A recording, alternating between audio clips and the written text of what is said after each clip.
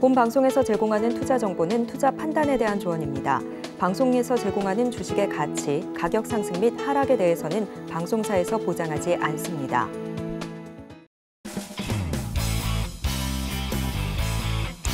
시청자 여러분 안녕하십니까. 깊이 있는 인사이트로 여러분들의 투자를 잘 이끌겠습니다. 저는 강관우입니다. 어제도 우리 시장 양도세 완화 이슈로 코스닥 강세를 이어갔습니다. 투기적인 순환매가 계속적으로 이어졌는데요. 수급이 여기로 저기로 몰리는 현상이 계속 이어지고 있습니다. 미국에서 랠리가 강해지자 우리나라도 위험 선호 현상이 강해진 건데요. 차트 하나 보겠습니다. 자, 미국에서는 말이죠. 왼쪽에 다우존스, 오른쪽에 나스닥입니다. 한눈으로 딱 봐도 상대적으로 상당히 올라가고 있습니다. 제가 지금 빨간 타원으로 이렇게 표시를 해놨습니다만 상대 강도 지수죠. RSI라고 표현합니다만 상당히 과열 상태에 있습니다. 그다음 좀 차트 보겠습니다. 자, CNN이 발표하는 공포 탐욕 지수입니다. 지금 Extreme Greed, 아주 극단적인 탐욕 상태에 와 있습니다. 80까지 올라와 있는데요. 시장 왜 이런 모습을 자꾸 보이는 걸까요? 아무래도 미국 금리가 떨어지면서 이제는 위험 선호 현상이 강해지고 있기 때문입니다. 오늘 우리 시장 어떻게 될까요? 저희 증시8과 함께 하시면서 알찬 정보 인사이트 많이 챙겨가시길 바라겠습니다. 바로 외신 들어갑니다. 외신 브리핑 시작합니다. 어제도 3대 지수는 모두 다 빨갛게 물든 채 하가 종가를 형성했습니다. 다우지수는 0.68% 상승했고요. 나스닥은 0.66%, S&P 500 지수는 0.59% 상승하면서 마무리했습니다. 금리 인하에 대한 기대감이 계속해서 높아지고 있는 모습입니다. 3대 지수 모두 장중 52주 신고가를 다시 한번 터치하는 모습 보이기도 했습니다. 낙폭 과대주 그리고 금리 인하 수혜주들, 그러니까 금융과 신재생 섹터 쪽으로 중심으로 해서 상승 탄력이 큰 모습을 보이기도 했습니다. 10년물 국채금리는 다시 한번 좀 떨어지게 되면서 3.92% 터치하기도 했습니다. 경제 지표 하나 체크하고 넘어가 보도록 하겠습니다. 11월 신규 주택 착공 건수가 공개가 됐습니다. 전월 대비해서 14.8% 정도 상승하면서 예상치를 대폭 상회하는 모습이었습니다. 모기지 금리가 좀 하락한 점이 긍정적인 영향을 끼친 것으로 풀이가 되는데요. 그동안은 너무 높아서 주택을 보유하고 있던 사람이 이사를 가지 않았고 주택시장 내에 있었던 기존 주택 공급 또한 감소한 바가 있습니다. 이러한 상황 속에서 주택 건설 업체들은 인센티브를 제공하면서 신규 주택으로 구매자들을 유인해냈습니다. 이후 내년 금리 인하 전망이 또 강화하게 됐고 국채금리가 하락하면서 모기지 금리도 최근 들어서 하락했는데요. 이에 따라서 신규 주택 수요는 증가한 것으로 나타났습니다. 일단 수치상 대폭 상회했다라는 점이 투자자들의 관심을 끈 것으로 보입니다. 계속해서 유가도 함께 확인해 보도록 하겠습니다. WTI는 배럴당 73달러 선에서 마무리했습니다. 국제유가는 상승 마감했는데요. 어제 살펴봤던 홍해 리스크로 선박 운항이 중단되게 되면서 불확실성이 가격에 상방 압력을 가한 것으로 보입니다. 단기적으로 봤을 때는 일단 에너지주의 강세를 불러일으키는 모습이었습니다. 기사들도 이어서 함께 확인해 보겠습니다. 첫 번째 기사 함께 보시죠. 첫 번째는 블룸버그 통신 기사 함께 볼 거고요. End slump as BOJ's weather pushes back on rate hike bets라는 기사입니다. 엔화가 달러와 같이 대비해서 떨어졌다라는 기사이고요. 일본 중앙은행 BOJ가 지난 월요일과 화요일에 이어서 이틀간 올해 마지막 회의를 열었습니다. 그리고 관련해서 결과가 나왔기 때문에 이 부분 오늘 짚어볼 거고요. 일본은행은 단기 금리는 마이너스 0.1% 그리고 장기 금리는 0%로 하는 대규모 완화 금융 정책을 유지하기로 했습니다. 또한 장기 금리가 1%를 넘게 되더라도 일정 수준까지는 금리 상승을 용인하겠다라는 방침 또한 그대로 유지하기로 했습니다. 일본의 소비자 물가 상승률은 10월까지 19개월 연속해서 목표 수준인 2%를 상회하고 있습니다. 하지만 BOJ는 아직 임금 상승을 수반하는 형태로 물가 안정 목표 달성에는 이르지 못했다라고 지적했는데요. 다시 말해서 목표 실현을 성장을 위해서는 일단 현재 가지고 있는 금융 완화 정책을 계속해 나갈 필요성이 있다라고 판단을 한 겁니다. 지난 7일에는 BOJ 우에다 총재 그리고 기시다 총리의 회동으로 12월에는 금리가 인상될 수 있다라는 가능성이 부각되기도 했습니다. 그러면서 당시에 일본 10년물 국채금리가 하루 만에 10bp 이상 급등했고요. 외환 시장에는 엔고로 인해서 달러화가 쏟아지기도 했습니다. 어제 BOJ의 완화적 정책 기조 유지 정책을 발표를 확인한 후에 달러엔 환율은 143.7엔대로 상승 전환하긴 했는데요. 143.5엔 수준에서 추가적인 상승세는 제한되는 모습을 보이기도 했습니다. 달러 인덱스 같은 경우에는 102.5대를 유지를 했고요. 일단 일본도 올해 마지막 통화 금융 정책 회의를 마무리를 했습니다. 내년도 금리 전망은 또 어떻게 될지 추가적인 기사가 이어서 나오게 된다면 이 부분도 함께 챙겨보도록 하겠습니다. 계속해서 두 번째 기사도 함께 보도록 하겠습니다. 이번에는 로이터 통신 기사 함께 보실 거고요. US SEC delays decision on listing Grayscale Ethereum Future Trust ETF라는 기사입니다. 오랜만에 코인 관련 기사를 하나 준비했고요. 미국 증권거래위원회 SEC가 잇따라 암호화폐 ETF 상품에 대해서 승인을 연기했다라는 기사입니다. 기사에 따르면 SEC가 자산 운용사 그레이스케일과 해시덱스의 이더리움 현선물 ETF에 대한 승인 결정을 연기하기로 했다라는 내용입니다. SEC는 암호화폐 이더리움 POS, 즉 지분 증명 시스템에 대해서 사기 및 조작 위협성에 대해서 여론을 먼저 수렴하는 것이 먼저다라고 판단을 했습니다. 그래서 자연스럽게 내년 1월 1일로 예정되어 있었던 상품 심사 일정은 일단 뒤로 미루기로 했습니다.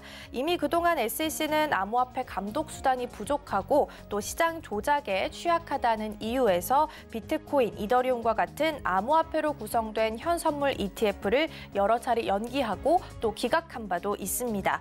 시장에서는 암호화폐 ETF 승인이 한 차례 더 연기되게 되면서 암호화폐에 대한 규제 당국의 부정적인 생각이 여전히 유지되고 있다라고 판단하고 있습니다. 그래서 이를 극복하고자 코인 업계에서는 정치 세력화도 준비하고 있다고 합니다. CNN 방송에 따르면 코인베이스 그리고 서클, 크라켄과 같은 암호화폐 기업들 그리고 개인 투자자들이 암호화폐 우호적인 대선 후보자를 지지하기 위해서 만든 페어쉐이크 슈퍼팩에 7,800만 달러가 모금되기도 했다고 합니다. 그동안 현물 ETF 승인 기대감 속에 비트코인 가격 그리고 이더리움 가격도 이어서 큰 폭으로 상승한 바가 있습니다. 특히 SEC와 또 코인 업계의 대립은 어제 오늘 일이 아니기 때문에 이번 승인 연기 결정이 나게 되면서 실제 승인이 나기까지 얼마나 더 걸리게 될지 걱정하는 목소리도 높은 상황입니다. 일단은 승인이 연기된 만큼 시장 안에서 가격 변동성은 어떻게 될지 좀 보셔야 될 것 같은데요. 일단 이 기사가 나고 나서 밤사이에 있었던 가격 변동폭 보시면 일단 크지는 않았습니다. 비트코인은 0.35% 전일 대비 좀 내려와 있고요. 이더리움 같은 경우에는 1.5% 정도 하락했지만 가격 변동폭은 그다지 크지 않은 모습 보였습니다. 계속해서 섹터별 움직임 함께 보도록 하겠습니다. 3대 지수 모두 장중 52주 신고가를 터치했고요. 전반적으로 초록빛이 더 강한 모습 보이고 있습니다. 특히 메타, 넷플릭스, 아마존 같은 경우에는 각각 52주 신고가를 종목별로 경신해내기도 했습니다. 첫 번째로는 구글 함께 살펴보도록 하겠습니다. 전일 대비 0.66% 상승하면서 강보합 수준에서 오늘 종가를 형성했습니다.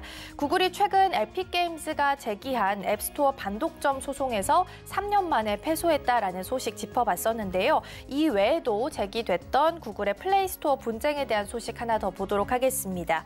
지난 2021년 7월 유타주를 비롯한 미국 36개 주와 워싱턴 DC 같은 경우에는 구글의 앱 배포에 대한 독점적 통제와 관련해서 소송을 제기했고 지난 9월에는 구글과 잠정 합의한 바가 있습니다. 그리고 12월 제대로 합의에 도달하게 됐는데요. 구글이 반독점 위반 혐의에 대해서 미국 30여 개 주와 7억 달러 규모의 지급에 합의를 했다라는 내용입니다. 이와 동시에 앱과 게임 개발자들이 구글의 앱스토어인 플레이스토어의 결제 시스템과 함께 또 독자적인 결제 시스템을 제공할 수 있도록 하면서 플레이스토어 내에서 경쟁이 조금 더 확대될 수 있도록 만들었습니다. 이번 소송 소송은 일단 잘 마무리가 될 것으로 보입니다. 하지만 앞서 에픽게임즈와의 소송에 대해서 구글은 해당 판결에 불복하면서 항소할 계획이다라고 밝힌 바가 있는데요. 빅테크 기업들의 소송은 또 주가에도 영향을 줄 수 있기 때문에 기사들 계속해서 좀 보셔야겠습니다. 이어서 이번에는 테슬라 함께 살펴보도록 하겠습니다. 테슬라는 전일 대비해서 2% 넘게 상승하면서 나름 강세를 보이며 마무리 지었습니다. 테슬라는 내년부터 네바다주 전기차 배터리 공장에서 시간당 급여를 받는 노동자의 임금을 10% 이상 인상할 계획이다라고 밝혔습니다. 테슬라는 이 기가팩토리 공장의 최저 시급을 $20에서 $22로 그리고 최고 시급은 $30.65에서 $34.50로 각각 인상할 예정입니다. 이는 시간제 노동자 대부분의 급여가 10% 정도 인상되는 부분이라고 볼 수 있겠고요. 시간당으로 보자면 2에서 8.3달러 정도 추가로 지급받는 셈이 되겠습니다. 테슬라의 이러한 임금 상승은 현지 노동자들이 노동조합을 결성하고 또 단체 협약을 추진하는 데 있어서 사전에 차단할 수 있을 것으로 보입니다. 앞서 전미 자동차 노조 같은 경우에는 GM 그리고 포드 자동차, 스텔란티스 등 세계 자동차 제조사와 협상과 파업을 통해서 역사적인 수준의 임금 인상을 이뤄낸 바가 있습니다.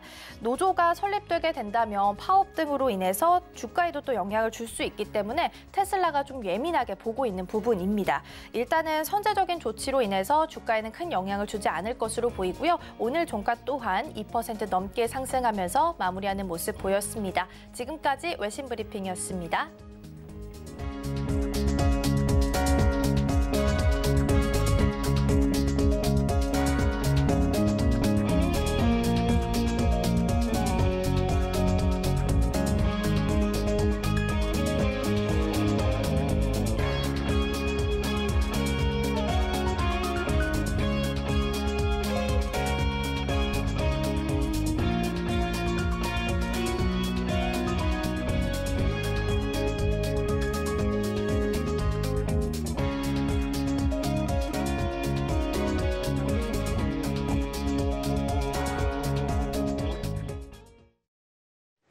네, 서울경제TV 증시8 조간 브리핑 시간입니다. 서울경제 신문에서 발행한 이슈 전해드리는데요. 첫 번째 소식부터 하나하나 짚어보겠습니다. 화면 살펴보시죠. 소비자 입점사 피해 줄인다지만 한국 기업만 포함할 때 역차별 우려. 네, 첫 번째 소식으로 준비했습니다. 정부가 거대 플랫폼 사업자를 직접 지정해 끼워 팔기 등 부당 행위를 집중적으로 감시한다라고 합니다. 사후 규제가 아니라 위법 여부를 상시 들여다보는 사전 규제에 나선 것인데요. 정부 플랫폼 기업에 대해서 사전 규제에 나선 이유는 소비자의 불공정 피해를 막기 위함이다라고 밝혔습니다. 하지만 유럽연합 의사전 규제와 비슷한 강력한 규제를 더 씌우면서 국내 플랫폼 업계의 성장에 상당한 제약이 될 수도 있다라는 지적이 나오고 있고요. 또 구글 등 글로벌 기업이 포함될 경우 미국과 통상 마찰이 발생할 우려 역시도 제기되고 있습니다. 그렇다고 이들 기업을 제외하게 된다면 한국 플랫폼 기업에 대한 역차별이 될 수가 있기 때문에 진퇴양난의 상황에 처할 가능성이 농후한데요. 공정위가 19일 국무회의에서 보고한 플랫폼 공정경제 촉진법에 따르면 정부는 앞으로 영향력이 큰 일부 대형 플랫폼 사업자를 직접 지정해 자사 우대, 끼워 팔기, 멀티 호밍 제한, 경쟁 플랫폼 이용을 금지하는 부분, 최대 대우 요구 등 이 4가지 반칙 행위를 하는지 여부를 상시로 감시할 것으로 보고 있습니다. 구체적인 기준은 아직 정해지지 않았지만 네이버와 카카오, 쿠팡, 구글, 메타 등 주요 플랫폼 업체가 포함될 가능성이 농후합니다. 비슷한 법이 있는 유럽연합은 3년, 그리고 독일은 5년마다 사전 규제 대상 플랫폼 기업을 지정하고 있는데요. 공정위는 관련 법이 제정되게 된다라면 공정한 시장 질서를 조속히 회복하는 데 도움이 된다라고 하는 입장입니다. 이로 인해 플랫폼 기업에 입점해 사업을 영위하는 소상공인과 스타트업이 수혜를 받게 될 수 있다라는 부분으로 기대를 하고 있는데요. 다만 공정위가 이같이 플랫폼 사전 규제에 나선 배경에는 윤석열 대통령의 직접적인 독과점 독과점 폐해 해소 지시가 있었기 때문이었습니다. 윤 대통령은 지난해 5월 플랫폼 분야에서도 독과점 문제를 언급했었고요. 이후 정부 국정과제로 채택하기도 했었습니다. 정부는 당시 플랫폼 분야에서 입점 업체와 소비자의 불공정 피해를 막기 위해 자율 규제 방안을 수립하겠다라는 입장을 밝히기도 했는데요. 주한 미국 상공회의소는 전날 미국 같은 경우에는 자국 소비자에게 미치는 영향력 그리고 인공지능과 같은 미래 산업 동력을 저해한다라는 판단하에 플랫폼 관련 법안을 아예 폐기했는데 한국은 오히려 거꾸로 가고 있다라며 법 제정에 신중해야 한다라고 지적하고 있습니다. 자, 그렇다고 이들 기업을 제외하고 네이버, 카카오 등만 선정할 경우에는 역차별이다라는 비판을 피할 수 있기 때문에 그야말로 진퇴양난에 빠졌습니다. 국정과제로 자율규제를 약속했었지만 윤 대통령 이 독과점 폐해 대책 지시를 좀 선회했고요. 구글 등 영향권에 좀 통상마찰 가능성도 있기 때문에 이 부분은 조금 더 집중해서 지켜보셔야 될 부분입니다. 자, 다음 소식 전해드립니다. 치지직 그리고 아프리카. 트위치 떠난 자리에 토종 플랫폼 대격돌 두 번째 소식으로 전해드립니다. 네이버가 게임 스트리밍 서비스 시장에 출사표를 던졌습니다. 아프리카 TV에 도전장을 내밀었는데요. 기존 트위치 시청자들을 끌어들이기 위한 토종 플랫폼 간의 경쟁이 더욱더 치열해질 전망입니다. 우선 네이버가 게임 스트리밍 서비스 시장에 출사표를 던졌는데 세계 최대 게임 스트리밍 플랫폼인 트위치가 과다한 망 사용료 등을 이유로 내년 2월 국내 시장에서 철수하기로 했습니다. 신규 서비스에 대한 공개 테스트를 네이버는 시작했고요. 기존 강자인 아프리카 TV에 도전장을 내밀었는데 이에 따라 기존 트위치 시청자들을 끌어들이기 위한 토종 플랫폼 간의 경쟁이 더욱더 치열해질 것으로 보여집니다. 네이버는 19일부터 치즈직의 공개 베타 서비스를 시작했습니다. 바로 어제였었죠. 게임 스트리밍 시장은 지속적으로 성장할 것으로 보여지고 있는데요. 리그 오브 레전드, 즉 롤과 FC 온라인 등 게임이 아시안 게임 정식 종목으로 채택되는 등 e스포츠에 대한 관심이 굉장히 높기 때문입니다. 게임을 소재로 한 개인 방송도 인기가 지속적으로 높아질 전망이기 때문에 앞으로 해당 내용도 주목하실 필요가 있어 보입니다. 네, 다음 소식은 GC 녹십자 알리글로 8년 만에 미국 뚫었다. 이번에는 제약바이오 소식을 전해드립니다. GC 녹십자의 면역 결핍증 치료 혈액 제제 알리글로가 2015년 처음으로 FDA에 문을 두드린 지 약 8년 만에 세계 최대 의약품 시장인 미국에 진출했고요. 이에 대해서 성공적인 결과를 얻었습니다. 알리글로는 8번째 FDA 허가를 받은 국산 신약으로 이름을 올렸습니다. GC 녹십자는 지난 15일 FDA로부터 혈액 제제 알리글로의 품목 허가를 획득했다라는 소식을 공시를 통해서 알렸고요. 알리글로는 선천성 면역 결핍증이라고도 불리는 1차 면역 결핍증에 사용하는 정맥 투여용 면역 글로불린 제제입니다. 국내 혈액 제제가 미국 시장 진출에 성공한 것은 이번이 처음이기 때문에 이에 대해서 더 많은 분들께서 환호했습니다. 글로벌 시장에 혈액 제제를 공급하는 곳은 스페인 10% 그리고 일본 10% 등 약 7곳밖에 되지가 않은 부분이고요. GC 녹십자는 내년 하반기에 미국 내 자회사인 GC 바이오파마 USA를 통해 알리글로를 출시할 것으로 보여집니다. 5년 내에 점유율 3%를 차지하는 것이 목표인데 인구 고령화에 따른 자가 면역 질환의 증가로 미국 내 면역 글로불린에 대한 수요 역시도 지속적으로 증가할 것으로 보여집니다. 이에 대해 면역 관련된 테마가 일제히 어제 상승분을 보였습니다. 면역 테마는 4% 가까운 상승률을 보여주면서 큐리언트가 가격 제한폭까지 올라가면서 종가 형성했고요. 파맵신 역시 가격 제한폭 그리고 GC셀 14%, 박셀바이오도 약 10% 가까이 상승하면서 기분 좋은 종가를 형성했습니다. FDA 품목 허가 한국에서는 약 8번째 신약으로 불려지고 있고요. 예정보다 한 달 빨리 승인을 받았습니다. 내년 하반기 출시 예정인데 13조 시장을 공략할 것으로 보여집니다. 5년 내로 점유율 3%를 차지할 것이다라는 목표를 두고 있네요. 해당 내용 역시도 참고해 주시면 좋겠습니다. 자, 다음 소식입니다. 조각투자 1호 청약 첫날부터 흥행몰이. 미술품 조각투자 전문업체 열매컴퍼니가 발행한 국내 1호 투자계약증권 청약 개시 1시간 만에 목표 금액을 달성하면서 초반 흥행몰이에 성공적으로 마쳤습니다. 여기서 투자계약증권은 미술품 부동산 그리고 음악 저작권 등 실물 자산을 작게 소액으로 좀 쪼개서 투자할 수 있는 투자 형태를 말하고 있는데요. 열매컴퍼니는 첫 상품의 기초 자산으로 일본 유명 현대미술가 구사마의 대표작 호박을 채택했습니다. 현재 투자계약 증권의 유통시장이 마련되어 있지 않은 데다가 투자금 회수에 대한 우려가 높은 만큼 환금성이 높은 작품을 골랐다라고 말했고요. 1호 상품이 초반 흥행몰이에 성공하게 되면서 향후 출시될 상품들에 대한 시장의 기대감 역시도 커져가고 있습니다.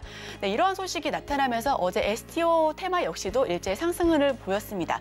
비유테크놀로지가 29.86%로 가격 제한폭까지 올라가 상한가 마감했고요.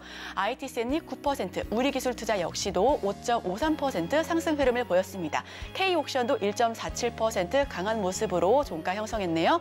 네, NFT 역시도 상승 흐름을 보였습니다. 다날이 7.63%, 그리고 NC소프트 3%, 위메이드 2.92%, M게임도 0.78% 전반적으로 강보합에서 강한 상승 흐름을 보여줬었던 시장 흐름이었습니다.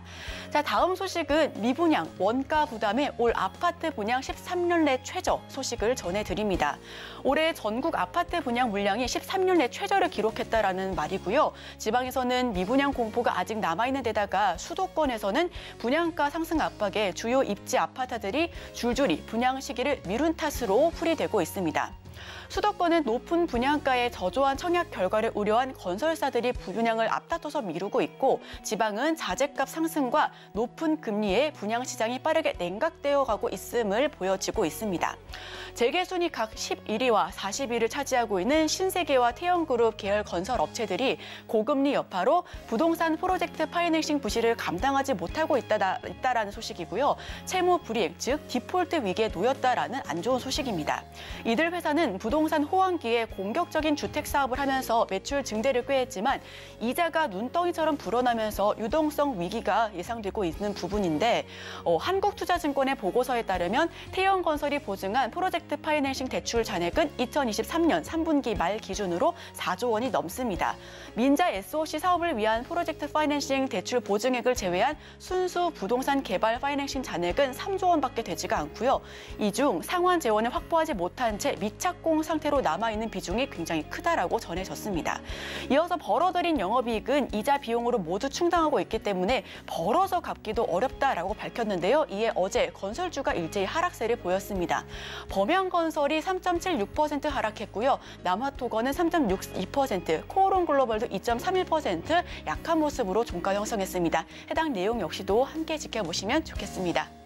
네, 다음 소식은 시총 뛰어넘는 자금 조달 순항할까 내년 초 1조 증자 첫 시험대 HMM 소식 전해드립니다. HMM 우협 대상자로 하림이 승기를 잡았습니다. 하림 인수자금 조달 구조는 크게 페노션과 유상증자 인수금융 이 두 가지로 뽑혀지고 있는데요. 페노션 유상증자를 통해 최대 3조 원, 그리고 추가로 인수금융 투자 확약서를 받은 것만 3조 원이 넘는다라고 밝혀졌습니다. 앞서 하림그룹은 신한, 우리, KB국민은행과 미래에셋증권, NH투자증권 등으로부터 각각 6,800억 원씩 총 3조 원이 넘는 인수금융 대출 확약서를 받게 됐는데요. 여기에 HMM 인수 파트너사인 JKL 파트너스가 약 6천억 원가량을 지원하겠다라는 소식입니다. 글로벌 IB 업계에서는 가장 큰 문제를 해운 경기로 꼽고 있습니다. 한국수출입은행이 발행한 해운조선업 2023년 3분기 동향 및 2024년 전망을 보게 된다면 페노션의 주력인 벌크선 선봉량 증가율이 내년에는 2%에 그칠 것으로 전망하고 있습니다. HMM의 매출액의 약 83%를 차지하는 컨테이너선의 경우 내년에도 저조한 시황이 이어질 것으로 추정되고 있고요. 금융계 관계자는 내년 초 경기 상황이 또 급변할 수 있기 때문에 대규모 증자가 성공할지는 좀 지켜볼 필요가 있다라고 강조하고 있습니다. 하지만 이에 고래를 품은 HMM, 하림 지주는 10% 넘게 급등했고요. 하림도 상한가로 마감했습니다. 계속해서 좀 주가 변동폭이 큰 만큼 해당 종목들 역시 지켜보실 필요가 있어 보이고요. 해수부 장관 후보자로 거론되고 있는 강도영 후보자는 HMM 매각에 승자의 저주가 있어서는 안 된다라고 경고의 메시지를 날리기도 했습니다. 네, 마지막 소식입니다. 포스코 셀프 연임 폐지, CEO 추이. 내일부터 가동. 네, 이번에는 포스코 소식을 전해드립니다. 어제 포스코 회장의 운명의 하루라고 꼽히던 날이었었죠. 포스코 그룹은 차기 회장 선출 제도를 개편해 현직 회장의 프리미엄을 대폭 줄였다라고 했고요. 셀프 연임 논란이 있었던 만큼 이 현직 회장의 우선 심사를 없애 최정우 회장이 연임을 선언해도 다른 후보자들과 동등하게 심사를 받을 예정이다라고 했습니다. 이에 대해서 향후 최정우 회장에 대한 거취와 함께 향후 관련된 그룹주 역시도 어떻게 주가 방향성을 설정하게 될지 저희와 함께 하시면서 인사이트 얻어가시면 좋겠습니다. 저희는 바로 이어서 오늘의 일면을 통해 전문가 의견까지도 덧붙여서 들어보도록 하겠습니다. 저희와 끝까지 함께 하시죠.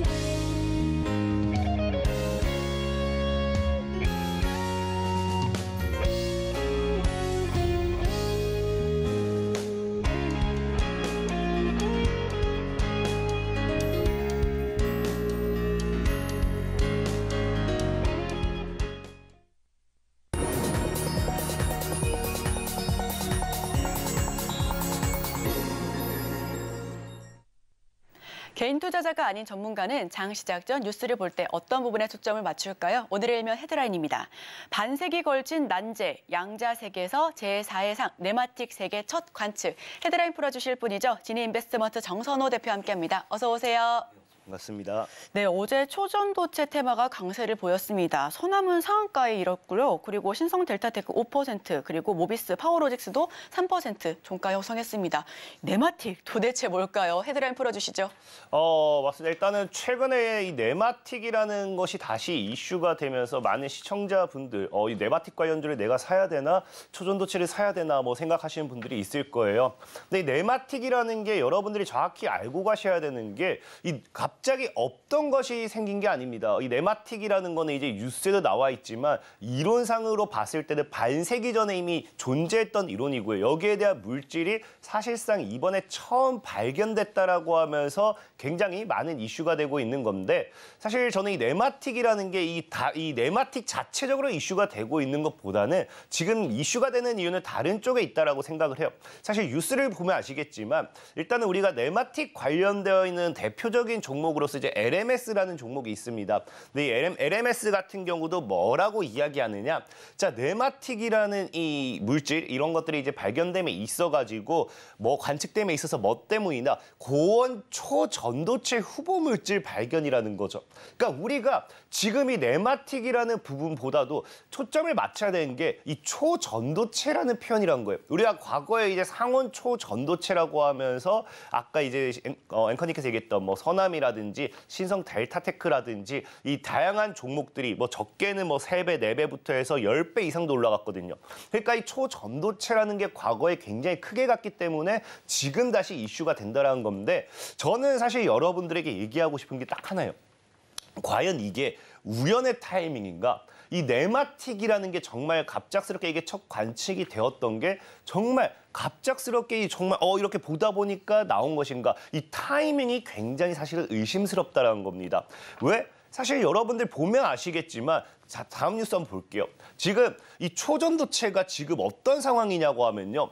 왜 안 떨어지지라는 표현을 해요. 그러니까 이게 무슨 말이냐. 여러분들 알다시피 초전도체, 과거에 이제 상온 초전도체에 대한 이야기를 했을 때 이게 과학적으로 이제 우리가 분석을 해봤고 이제 그대로 이제 연구를 해봤더니 초전도체가 아니다. 초전도체 물질이 아니었다라고 이제 발표가 다 나왔어요. 그럼에도 뭐합니까? 뭐 급등했던 신성 델타테크라든지 서남이라든지 뭐 다양한 종목 모비스라든지 다양한 종목들 원래는 이런 뭐 이 어떤 테마다라고 주가가 굉장히 급등을 하게 되면은 이런 아니다, 아니었다라는 이야기가 나왔을 때 뭐가 나와야 되느냐? 하한가가 나오고 막 다이렉트로 이렇게 무너져야 돼요.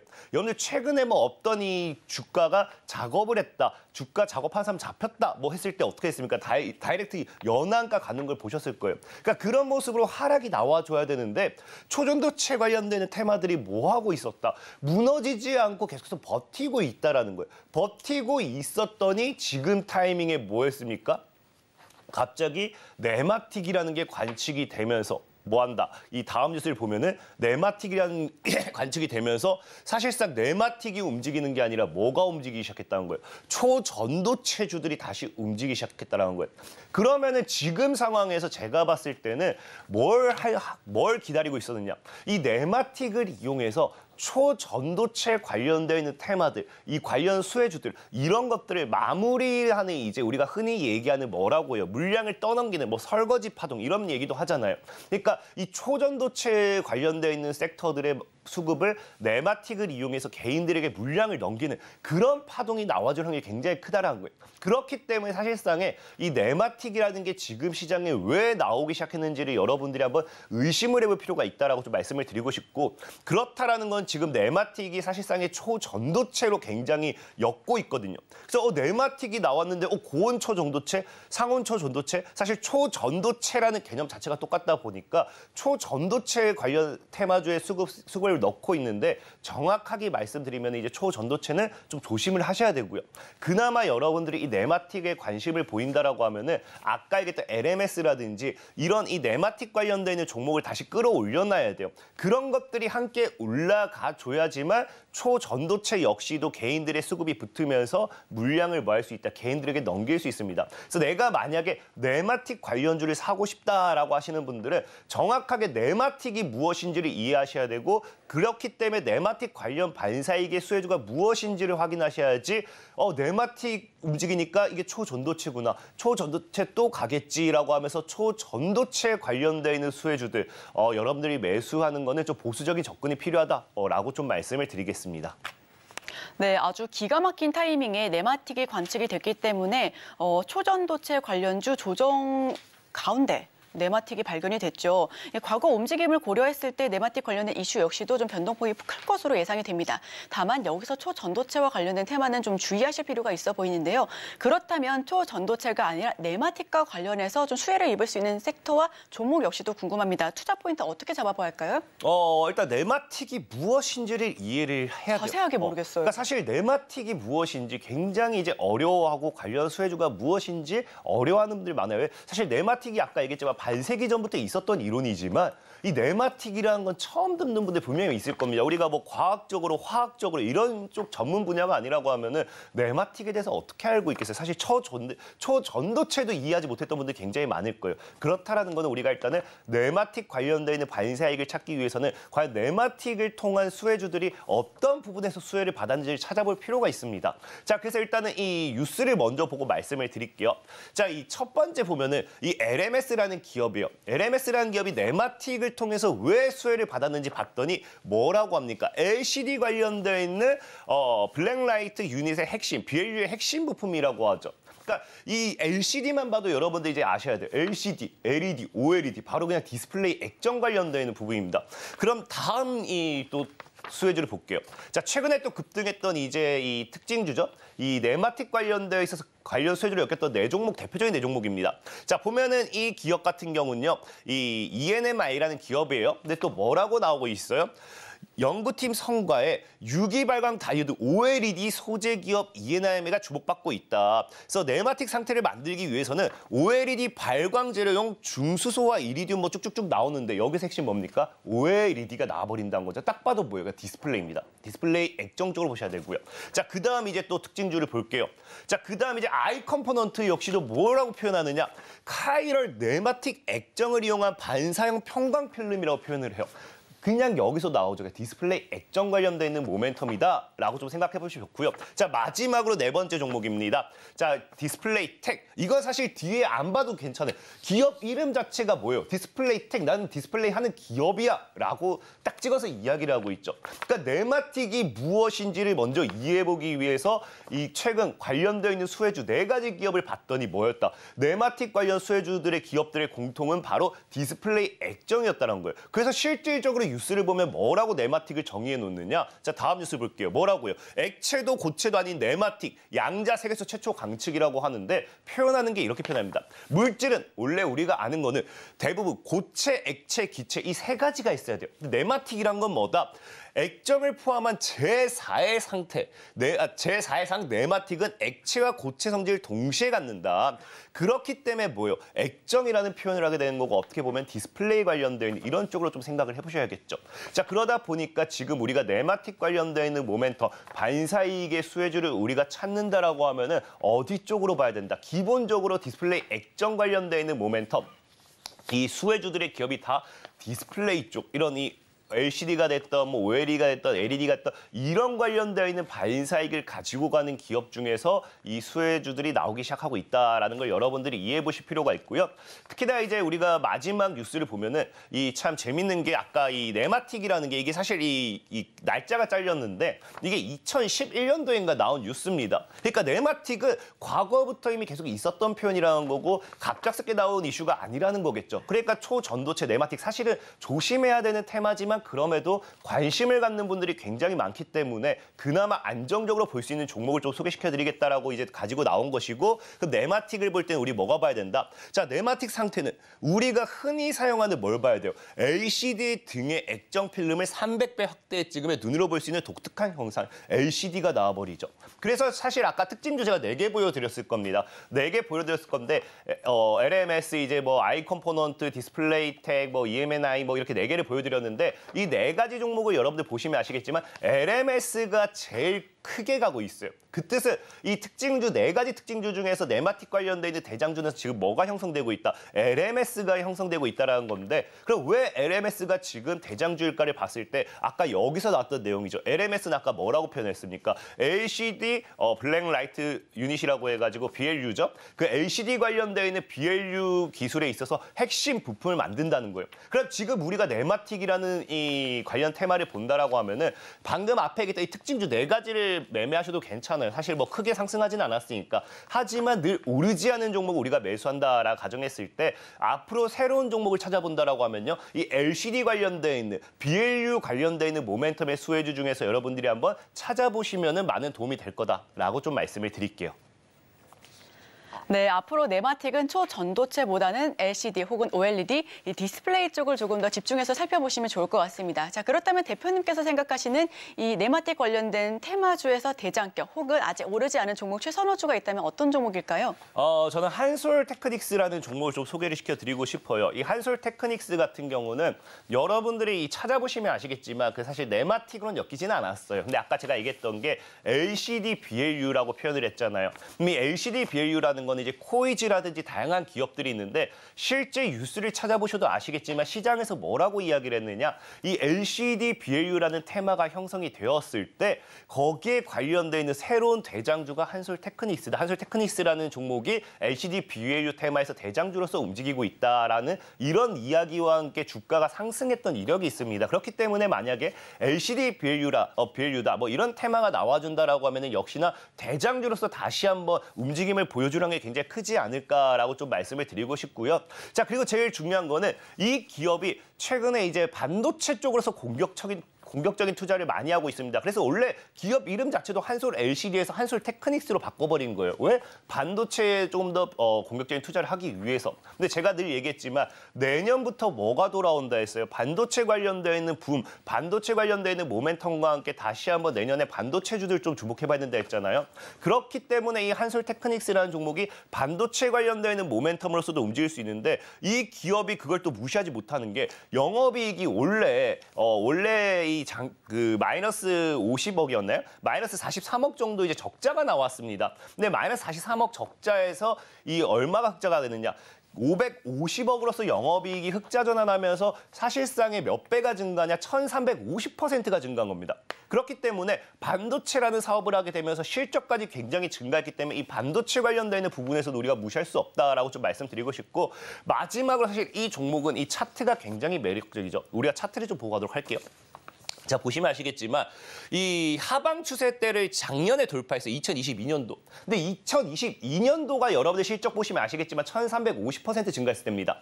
자, 그러면서 하방을 다져서 삼각수렴 돌파를 했죠. 그러니까 지금 올해 거래가 터지면서 바닥을 좀 다진 부분이 나오는데, 바닥에서 여러분들이 수급을 보시면 아시겠지만 이 1년 동안 수급이 외국인들만 올인하고 있어요. 그렇기 때문에 굉장히 외국인들이 매집을 했던 만큼 큰 상승을 노려볼 수 있는 종목이지 않을까 말씀을 드리면서 한솔테크닉스라는 종목 소개를 마무리하도록 하겠습니다.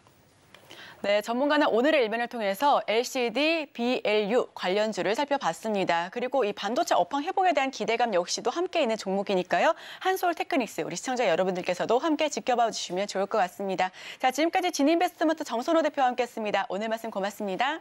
감사합니다.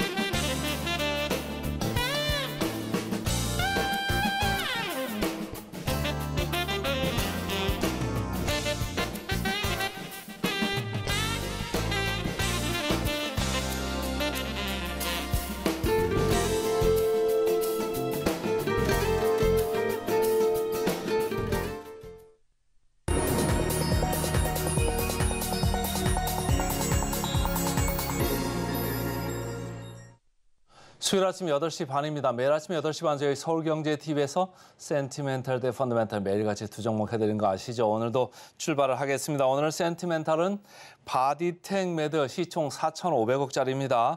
펀더멘탈로 영원무역 이렇게 두 종목 되겠습니다. 자, 센티멘탈 들어가 보겠습니다. 바디텍 매드 저도 생소한 업체인데 그래서 좀 찾아봤습니다. 최근에 주가가 고개를 좀 들고 있더라고요. 그래서 보니까 한 달째 이렇게 고개를 들면서 주가가 올라가고 있다. 무슨 일이 있을까요? 그래서 제가 좀 찾아봤는데 이 회사는 진단 키트 업체입니다. 그러니까 코로나 이후에 구조적으로 지금 성장을 하고 있는 회사고 앞으로 중국하고 미국에서 성장세가 더 확 이렇게 늘어날 수 있다. 브라질에서도 약국, 체인 사업 쪽으로 좀 지금 진출을 하려고 하고 있어요. 진단 키트가 말이죠. 그래서 전체적으로 지역적으로도 좀 골고루 가고 있고 진단 장비를 이렇게 이미 깔아놨기 때문에 그게 플랫폼 역할을 해서 키트가 계속적으로 팔리는 거에 지금 일조를 하고 있습니다. 그래서 바디텍 매드 제 레이더에 걸려 나왔습니다. 자, SK증권입니다. 24년도에 주가 매력도 충분하다 이런 얘기를 하고 있어요.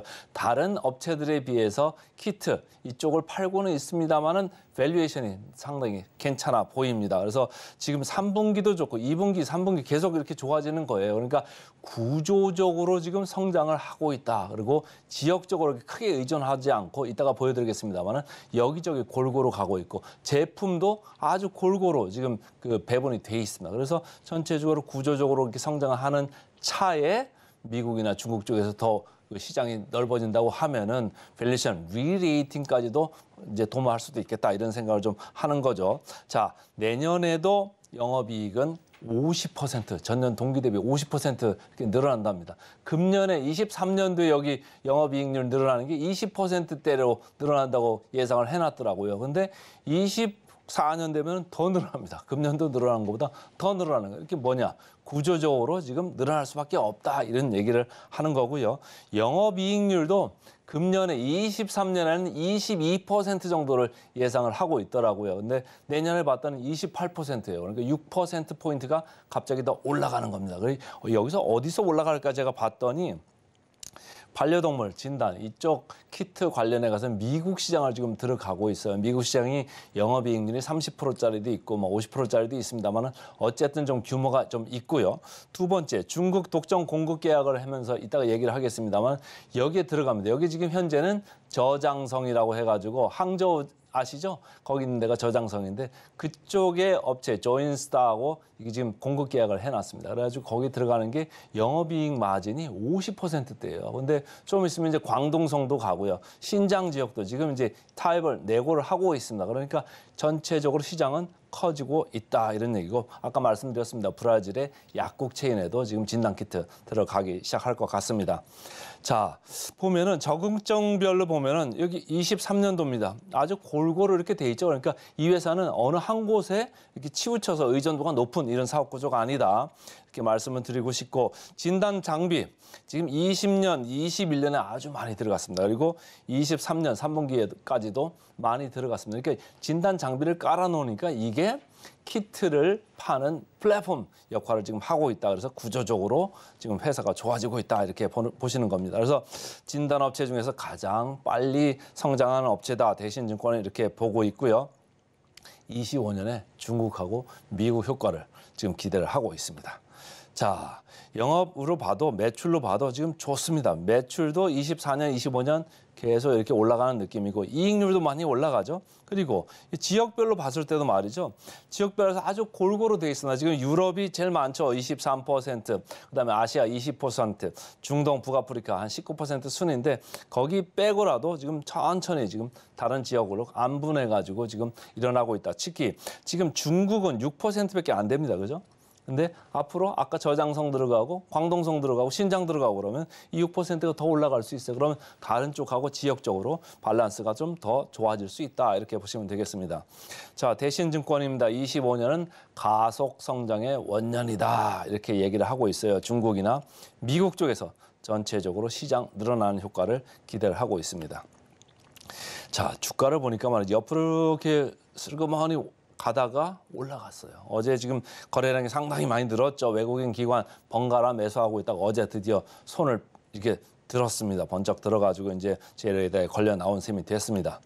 자, 밸류에이션을 좀 마지막으로 체크를 하고 싶은데요. PER로 봐서는 조금 더 이제 올라가는 느낌이죠. 주가 재평가가 지금 이루어지고 있고 PBR로 봤을 때는 아직도 갈 길이 여력이 좀 많이 남았다. 왜? 24년 PER이 14배밖에 안 되고 PBR이 1.9배입니다. 14배니까 시장이 점점 커진다 그러면 한 20배 보고 25배 보고 갈 수도 있는 거거든요. 그래서 오늘은 바디텍메드 센티멘탈 주식으로 유망해 보여서 소개를 해드렸습니다. 자, 펀더멘탈로 가보겠습니다. 펀더멘탈. 오늘은 영업무역입니다. 영업무역 주가 얘기할 때마다 내리고 해서 좀 죄송했는데 주가가 저는 이제 과도했다고 보는 거예요. 그리고 이렇게 빨간 별로 이렇게 선을 이렇게 표시를 해놨습니다만 상당히 많이 내렸죠.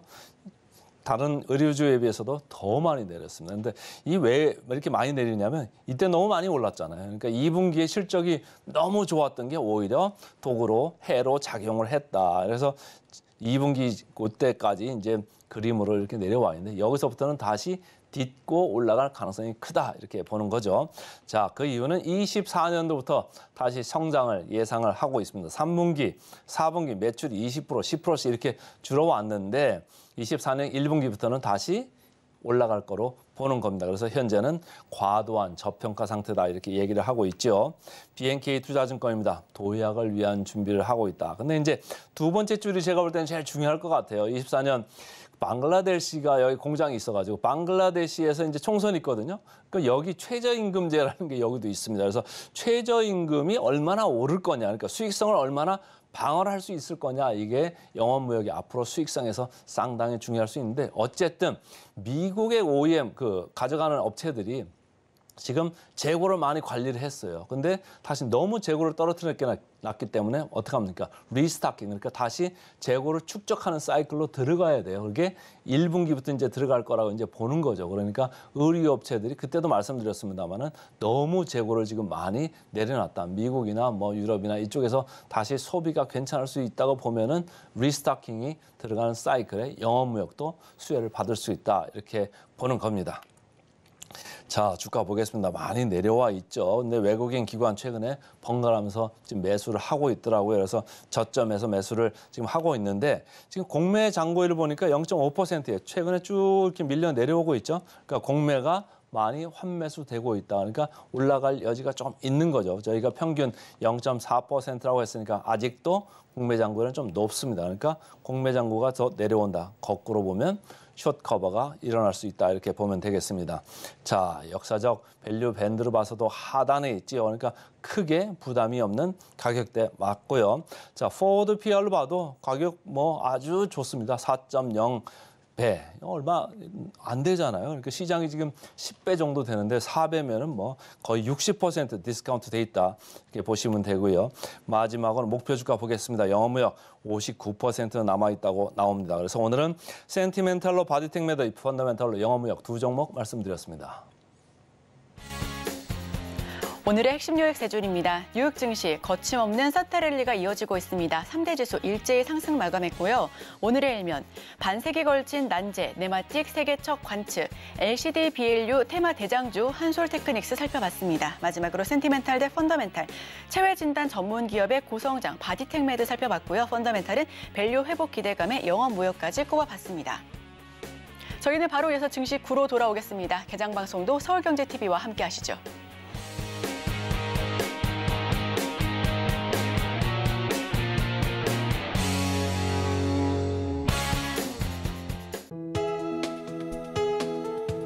본 방송에서 제공하는 투자 정보는 투자 판단에 대한 조언입니다.